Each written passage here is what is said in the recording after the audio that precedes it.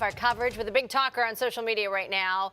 We're learning more about a powerful 6.1 earthquake off the coast of Cuba, which sent rippling effects beyond the island right here in Tampa Bay. You may have felt it Monday afternoon. The United States Geological Survey says that earthquake struck about 50 miles northwest of Cuba. Earthquake's not common here in Florida, so for a lot of people at home, the shaking was confusing at first. Just get nervous. I thought it's on me, I was dizzy or something. I'm getting sick or something. Then it slowed down and it started again. As my cats, I just wanted to check them because we all know that cats feel it ahead of time. They didn't actually. They didn't even bother. Her cats were unfazed.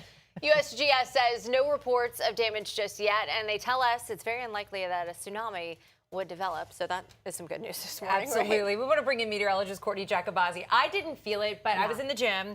When I came back up from the gym, my husband was like, "Did you feel it?" I'm like, "What?" I'm like, "He's like, talking about what?" He's like, "There was an earthquake." I'm like, "That was just me pumping iron." Yeah. Right, like no. I was moving. But no, he said he didn't feel it, but he just happened to look up and see. We live in a high rise, so we're high up, and he saw the lights swinging in our kitchen.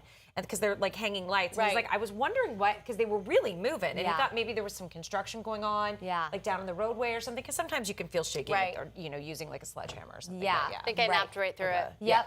I know. I was not making my way back from vacation yesterday, so I was not on the ground when all of that happened. But yeah, it is. It's pretty rare to experience that strong, especially that magnitude of an earthquake, especially where it was, because technically that wasn't right along our tectonic plates, which really what need to get moving to create some stronger earthquakes. But it was a shallow earthquake, and that is the type that usually have to worry about tsunamis a little bit more. Essentially, you'll get one plate or at least a fault line. You get the kind of a break in them, and one goes under the other, actually lifts the seafloor, and then that can help kind of push the water inland into that, of course, tsunami. But that wasn't an issue yesterday. This was actually, the one yesterday was the strongest earthquake near Florida ever recorded.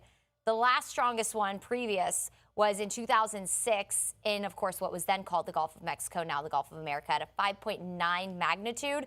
So yes, very rare to get earthquakes near here in general because we aren't on any of the tectonic plates. We do have some fault lines that may be kind of out and about across the Gulf of America, but overall, not anything that would create those really strong earthquakes. That's why we've had minor ones in the past, but nothing that's necessarily as strong as the one yesterday. And here it is. This is where our tectonic plates sit. You have the North American plate that goes all the way out into the middle of the Atlantic, and then you have the Caribbean plate, which is down near Cuba, but more than likely this was just from some sort of old fault line that ended up kind of breaking out, if you want to, or kind of falling under pressure. And so yeah, that was the earthquake yesterday, 6.1 magnitude, the strongest near Florida that we've ever had recorded.